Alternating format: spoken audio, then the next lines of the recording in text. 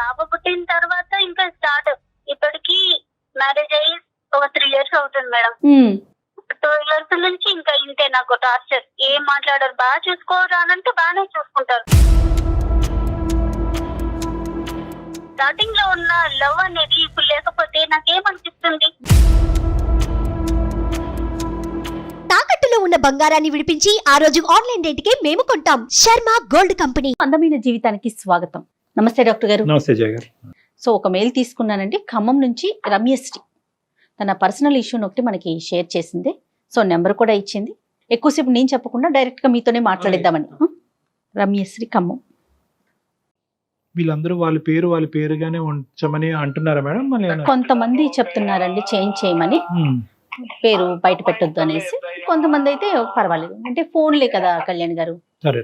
Hello, Ramyasri అండి. నేను అందమైన జీవితం ప్రోగ్రామ్ నుంచి కాల్ చేస్తున్నాను. జయానండి. ఓకే మేడం, నమస్కారం మేడం. నమస్తే అండి. నాతో పాటు డాక్టర్ కళ్యాణ్ చక్రవర్తి గారు కూడా ఉన్నారు.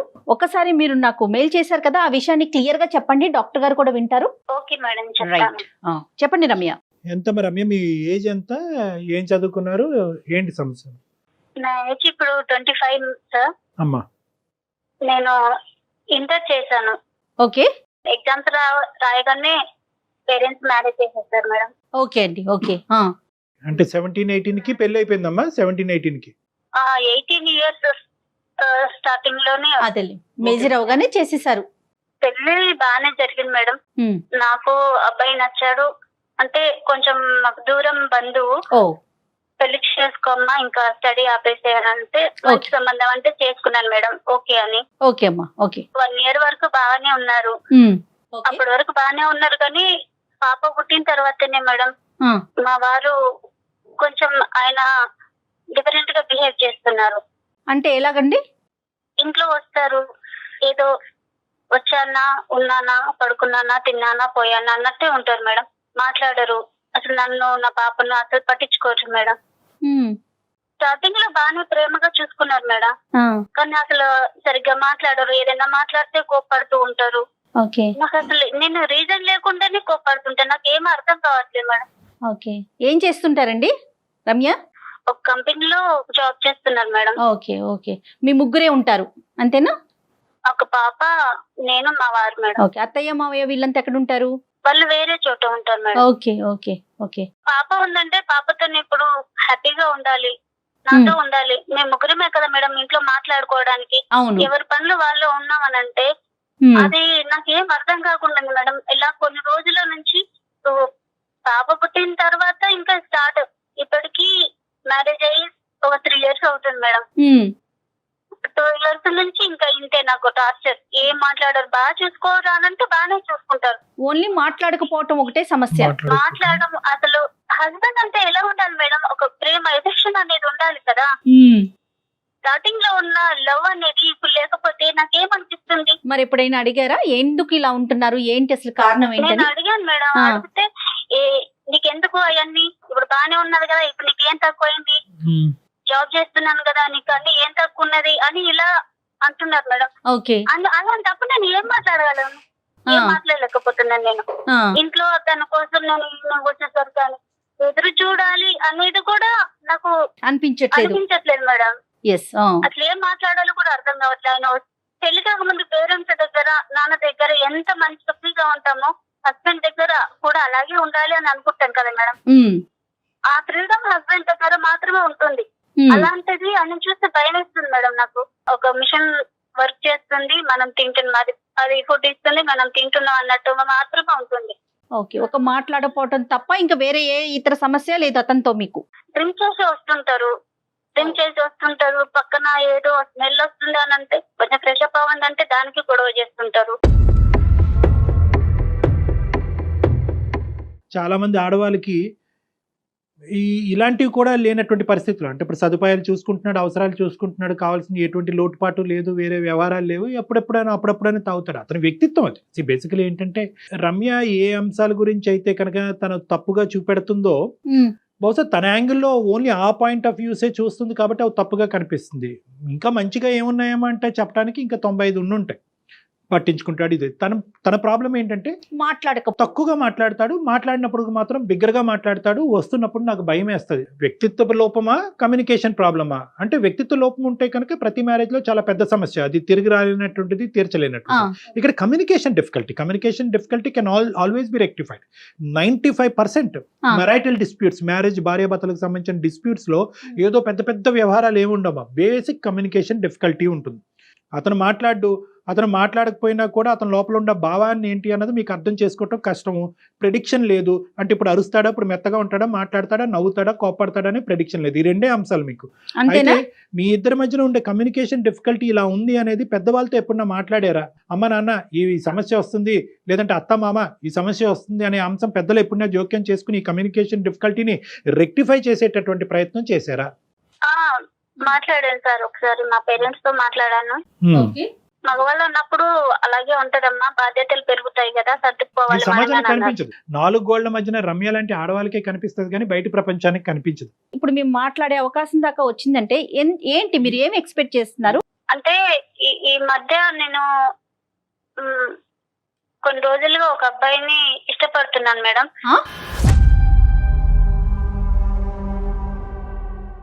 ఒక అబ్బాయిని ఇష్టపడుతున్నాను మేడం, మా ఎదురుగా ఉంటారు. చాలా క్యాజువల్ గా చెప్పేస్తున్నారండి మీరు. అదే అప్పుడు ఇష్టపడుతున్నాననే దగ్గరికి వెళ్ళటం గురించే రమ్య గారు భర్త గారు బ్యాక్గ్రౌండ్ ఇచ్చారు. చెప్పండి రమ్య గారు. అయితే తను కూడా నన్ను ఇష్టపడుతున్నాను మేడం. కొన్ని రోజుల నుంచి మా ఎదురుగా జిమ్ చేస్తూ ఉంటారు. నేను అంత గమనించలేదు కానీ కొన్ని రోజుల తర్వాత నేను చూసాను, తను చూడ్డం నేను చూడ్డం అన్నట్టు. కాదమ్మా, జిమ్ ఎక్కడ చేస్తున్నాడు అతను? మీ ఇంటి ఎదురుకుంటే జిమ్ ఉందా, లేదంటే మీ మేడమే జిమ్ చేస్తున్నాడా, ఎదురు మేడమే జిమ్ చేస్తున్నాడా? ఎదురుగా వాళ్ళ ఇల్లు ఉంటుంది, పైన వాళ్ళు ఓన్ గా చేసుకున్నారేమో, అక్కడ చేస్తూ ఉంటారు. పెళ్లి కాని అబ్బాయి. నేను మార్నింగ్ పనులు చేసుకున్నప్పుడు కనిపిస్తూ ఉంటారు. ఒక రోజు ఇంకా అలా చూసారు, తను చూసారు, నేను చూసాను. కొంచెం ఫస్ట్ టైం నేను ఏమనుకోలేదు కానీ నెక్స్ట్ టైం నుంచి నాకేదో మా ఆయన దగ్గర దొరికిన ప్రేమ అతని దగ్గర ఉన్నదేమో అనే ఫీల్ నాకు వచ్చింది. ఏది కంటి చూపులోనే ఫీల్ వచ్చిందమ్మా? అంటే కొన్ని తర్వాత కొన్ని రోజులకి ఒక పేపర్ లో నెంబర్ రాసి మా ఇంటికి పడేశారు. అప్పుడు అది చూస్తే నెంబర్ ఉంది, కాల్ చేయాలా వద్దా అనుకొని నేను ఒక 2 days గ్యాప్ ఇచ్చి కాల్ చేశాను సార్. నేను కాల్ చేస్తే బాగానే మాట్లాడారు. 2-3 times మీట్ అయ్యాము. నాకు ఏది కావాలన్నా అది చాలా కేర్ గా చూసుకునేవారు సార్. నాకు అదే నేను మా హస్బెండ్ నుంచి కోరుకున్నది ఏదైతే ఉన్నదో అతనిలో నాకు అవి కనిపించాయి సార్. అలా నాకు అని మీద ప్రేమ అనేది కలిగింది సార్. ఇది నేను చేసేది తప్ప రైటా అనేది కూడా నేను ఆలోచించాను. అయినా కూడా నా మీద నాకు ప్రేమ తగ్గట్లేదు సార్. ఆ అబ్బాయికి పెళ్లి అయిందమ్మా? పెళ్లి కాలేదు సార్. బ్యాచులర్ గా ఉంటున్నాడా లేదంటే పేరెంట్స్ తో ఉంటున్నాడా? అతను పేరెంట్స్ తో ఉంటున్నారు సార్. ఓకే. అతను నీ వైపు ఎక్కువ చూసేవాడా, నువ్వు అతని వైపు ఎక్కువ చూసేదానివా? తను ఇంతకుముందు నన్ను చూసినట్టున్నారు, నేను ఒకరోజు చూస్తే నన్ను గమనిస్తూ ఉన్నారు. సరేలే అని నేను 2-3 రోజులు అలాగా చూడనట్టు చూసి అలా చూస్తే నన్నే గమనిస్తున్నారో నాకు అర్థమైంది సార్. వాడికి బుర్రలేదు, నీకు బుర్రలేదు. నీకు పెళ్ళైనటువంటి ఆడపిల్లవి, నీకు ఒక పాప బాబు ఉన్నాడు. ఓకే, నువ్వు ఆ అబ్బాయి పెళ్లి కాలేదు అనే అంశం నీకు తెలుసు. ఆ అబ్బాయి జిమ్ చేస్తున్నాడు అండ్ ఓకే, నీకు ఒక బాధ్యత ఉంది, నీ భర్తతో 2-3 సమస్యలు ఉన్నాయి. అవేమి పెద్ద అంత తలకి మించిన భయంకరమైనటువంటి సమస్యలు ఏమీ కాదు. కమ్యూనికేషన్ ఇంప్రూవ్ చేసుకోవటం అనే సబ్జెక్టే. కానీ ఎవరు ఆలోచించలేదమ్మా, నాకు కావలసినవి అతని దగ్గర దొరికేసినవి అనేటటువంటి కంక్లూజన్కి ఎలా వచ్చేసావు? ఒక కనుచూపులోనే ఎలా వచ్చేసావు?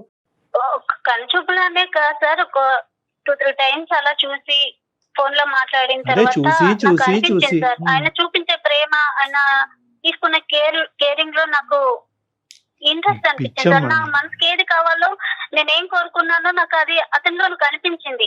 అతను కూడా నేను అంటే చాలా చూసిన ప్రతిదీ కోరుకోవటం, దాని వైపుకి మనసు వెళ్ళిందంటాం. ఏంటండి మీరు? కాదమ్మా, నీకు కనిపించి భర్తను మర్చిపోయావు, కూతుర్ని మర్చిపోయావు, అతను ప్రపంచాన్నే మర్చిపోయాడు. ఓకే, అతను జిమ్ చేస్తున్నాడు, నువ్వు వంట వండుతున్నావు, కలిసిపోయి మనసులు. ఇప్పుడు ఏంటమ్మా, ఇప్పుడు ఏం చెప్పాలనుకుంటున్నావు మాకు? ఇప్పుడు అతనికి పెళ్లి ప్రపోజల్ వచ్చింది సార్. పేరెంట్స్ పెళ్లి చూపులు తీసుకొచ్చారు. మంచిది. ఆ విషయము అంటే ఆల్రెడీ ఇంతకు ముందు పెళ్లి సంబంధాలు వస్తే నా కోసం 1 year అలా ఆపేశారు, పోస్ట్ పోన్ చేస్తూ వచ్చారు సార్. కానీ అలా ముందుకెళ్ళిపోయారు. ఏంటో మళ్ళీ ఈసారి మళ్ళీ పెళ్లి అని ఇంకా పేరెంట్స్ వాళ్ళు ఎక్కువ ఫోర్స్ చేయడం వల్ల మాకు పెళ్లి అవుతుంది, పెళ్లి చూపులు చూస్తున్నారు అని తను నాకు చెప్పేసరికి నాకు ఏం చేయాలో అర్థం కాలేదు సార్. సంవత్సరం తను క్రితం పెళ్లి చూపులు ఒకసారి పెళ్లి నాకు చేసుకుంటే పెళ్లి ఈ రోజు అవుతుంది, ఇది నేను ఉండేది కాదు. మర్చిపోలేకపోతున్నాను, నన్ను ఏం చేయమంటావని చిన్నపిల్లవాడు ఏడ్చినట్టు ఏడ్చేసారు. తను ఏడ్చేసరికి ఇంకా నాకు కూడా అసలు ఈ ఏడుపు పనులన్నీ ఆగలేదు సార్. చిన్నపిల్లల పనులేనండి, పెద్దోళ్ళుగా మెచ్యూరిటీ వచ్చిన వాళ్ళు చేసే పనులు కాదు రమ్య. సారీ రమ్య, నువ్వు ఏడుస్తూ చెప్తున్నావు, నువ్వు తప్పుగా అనుకోవద్దు, మేము ఇక్కడ నవ్వుకుంటున్నాం. అంటే ఒక సమస్య, ఒక బాధ ఒక మనిషి చెప్పినప్పుడు సహజంగా అవతల వ్యక్తిని కూడా కదిలించాలి, బాధ కలిగించాలి. ఈరోజు మీ అమ్మాయి గురించి బ్యాక్గ్రౌండ్లో ఆలోచించుకుని బాధపడుతున్నావు, నీ భర్త గురించి ఆలోచించుకుని మీ అమ్మాయి ఇదేంట్రా ఇంట్లో భార్యని ఎంతో నమ్మకంగా ఉదయాన్నే ఆఫీస్కి వెళ్ళేటటువంటి భర్త సాయంత్రం భార్య వచ్చేటప్పటికి జిమ్ చేసేటటువంటి పక్కింటి మగాడిని చూస్తున్నది అనే అంశం నీ భర్తకు తెలిస్తే కనుక అతని గుండెలు విరిగిపోయి ఏమైపోతాడో అనే ఆలోచనతో బాధపడుతున్నావు. ఒక పక్క నుంచి నీ యొక్క ఆలోచన, నీ యొక్క ప్రవర్తన చూస్తుంటే నవ్వుకుంటున్నావు. అరే ఆ సినిమాలో చూసాం కదా, కరెక్ట్ ఈ సినిమాలో చూసాం కదా, పేపర్ రోల్ చేసి నెంబర్ ఎసట్టడం అనేది అక్కడ చూసామని సినిమా అంశాలే మాకు గుర్తుకొస్తున్నాయి, కానీ నిజ జీవితంలో ఎవరు ఇలా చేస్తారనేటటువంటిది మాకు కల్లో కూడా ఊహించుకోవడానికి కష్టంగా. రియల్ లైఫ్ లో కూడా ఇలా జరుగుతున్నాయి అనుకుంటున్నాను. నేను కూడా ఆడపిల్లలే కదా, నాకంత ఒక మనసు ఉంటుంది కదా, నాకు కొన్ని కోరికలు ఉంటాయి కదా. తను హస్బెండే కదా, అమ్మాయికి పుట్టింటి నుంచి అత్తింటికి వచ్చిన తర్వాత అన్ని చూసుకోవాల్సిందే హస్బెండే కదా సార్. అలాంటిది నన్ను మర్చిపోయి ఆయన బయట ఏం చేస్తున్నాడో నాకు తెలియదు. అలా నేను ఏదన్నా అడిగితే నన్ను నా మీద చిరాకు పడతాడు, కోపడతాడు. ఏం చేస్తాడో నేను ఇంట్లోనే కుట్టుగా ఉండిపోవాలి సార్. యథార్థంగా చెప్తున్నాను. ఈ కాల్ కలిపేటప్పుడు మేము అనుకున్నాము, అరే అయ్యో అనవసరంగా అతను కమ్యూనికేట్ చేయట్లేదేమో, అతనికి ఒకసారి ఫోన్ చేసి బాబు కమ్యూనికేషన్ ఇలా చెయ్యాలి, ఒక భార్య యొక్క ఎక్స్పెక్టేషన్ ఇలాగా, నువ్వు కేవలం డబ్బులు ఇంట్లో లగ్జరీస్ ఒకటి చూసుకుంటే కాదు, మనసు నచ్చి పక్కన కూర్చుని భార్యతో మాట్లాడి మనసు అర్థం చేసుకుని ఇమోషన్స్ షేర్ చేసుకోవటం కూడా ఇంపార్టెంటే అనేటటువంటి విధంగా నడిపించాలి అని మేము అనుకున్నాం.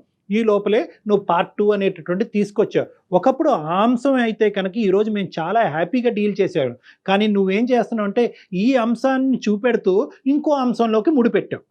ఆటోమేటిక్గా అక్కడ ఏమైంది, ఇప్పుడు నీ బాధని ఎలా వే చేయాలి అన్నది మాకు అర్థం కావట్లేదు. అరే అవును ఈ అమ్మాయి చాలా ఇబ్బంది పడింది కరెక్టే అని అనుకోవాలా, లేదంటే పక్కింట్లో సుఖాన్ని చూస్తూ భర్తని చేదుగా అనిపిస్తున్నాడు అన్నది చూడాలా? అంటే ఇక్కడ ఎలా చూడాలి అనేది మాకు ఇప్పుడు వితౌట్ ది సెకండ్ ఆస్పెక్ట్ నీ మీద మాకు పూర్తిగా గౌరవం ఉంది, జాలి ఉంది, సమస్యకు పరిష్కారం చూపెట్టాలి అనే ఆలోచన కూడా మాకుంది.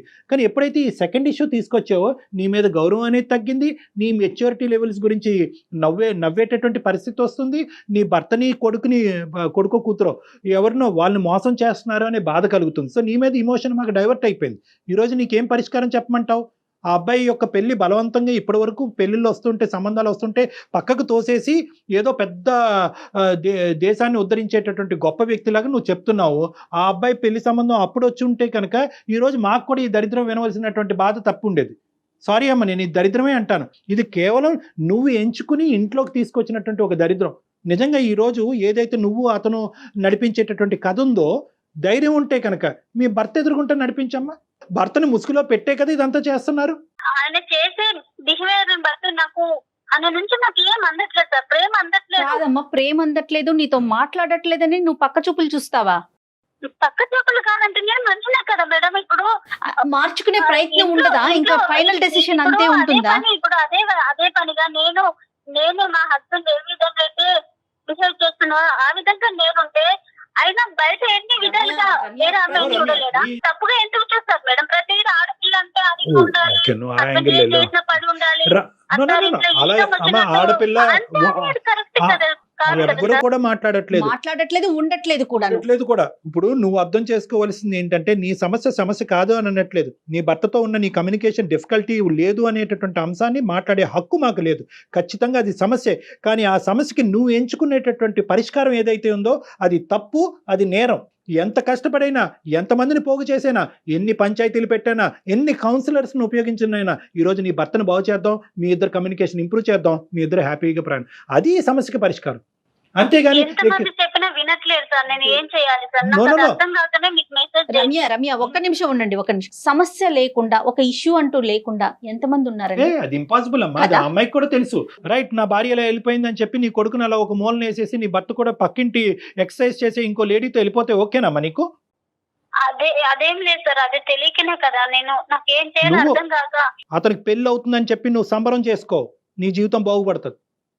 అతని పెళ్లి ఆపేటటువంటి ప్రయత్నం చెయ్యొద్దు. కానీ తను దూరం అవుతుందంటే ఎందుకు నాకు ఏడుపు వస్తుంది. ఇంకా నాకు అతనంటే ఏమో సార్. ఇంకా నాకు ఇప్పుడు ఏడిస్తే పర్లేదమ్మా, జీవితాంతం నువ్వు ఏడుస్తావు, చాలా మందిని ఏడిపిస్తావు. ఉండలేమో అని No, no.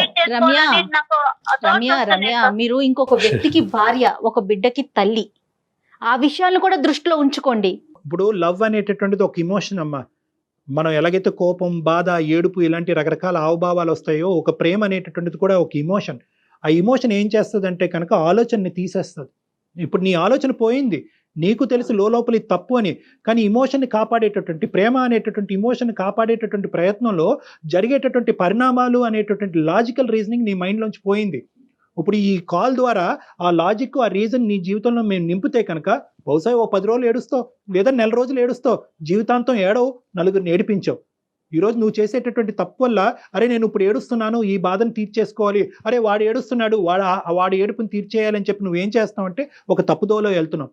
తర్వాత ఏమవుతుంది, నీ కొడుకు ఏడుస్తాడు, నీ భర్త ఏడుస్తుంది, సమాజం ముందు తలదించుకుని మీ తల్లిదండ్రులు ఏడుస్తారు, అక్కడ పెళ్లి చేసుకున్నటువంటి ఆడపిల్ల ఏడుస్తుంది, వాళ్ళ ఫ్యామిలీ ఏడుస్తారు, ఇంతమందిని ఏడిపిస్తారు. ఎందుకు? కేవలం మీ ఇద్దరు కళ్ళనీళ్ళు తొడవటం గురించి ఇంతమంది ఏడవాలా?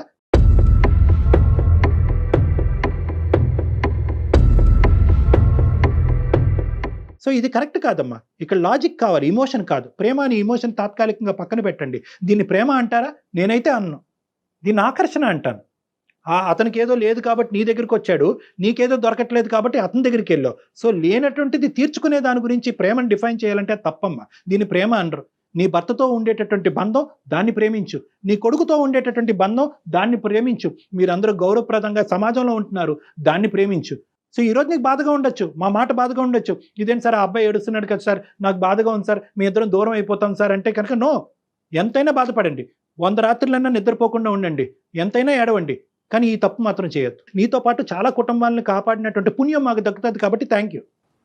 అతను చూస్తూ నేను ఉండలేదు సార్ ఇక్కడ. అసలు బ్రతకాలనే ఆలోచన కూడా నాకు రావట్లేదు సార్. తను ఎక్కడ దూరం అయిపోతాడో, నాకు ఎవరు ప్రేమ పంచుతారు, నాకు ఇంత కేరింగ్ ఎవరు చూసుకుంటారు అనేది కూడా నాకు అసలు అర్థం కాకుండా ఉంది సార్. ఇది ఇంకా కూడా చాలా సీక్రెట్ గా నడిపిస్తున్నటువంటి కథ రమ్య, చాలా సీక్రెట్ గా కనిపిస్తున్న కథ కాబట్టి ఈ ప్రేమను మీరు ఆనందిస్తున్నారు, అతను ఆనందిస్తున్నారు. This is a secret love.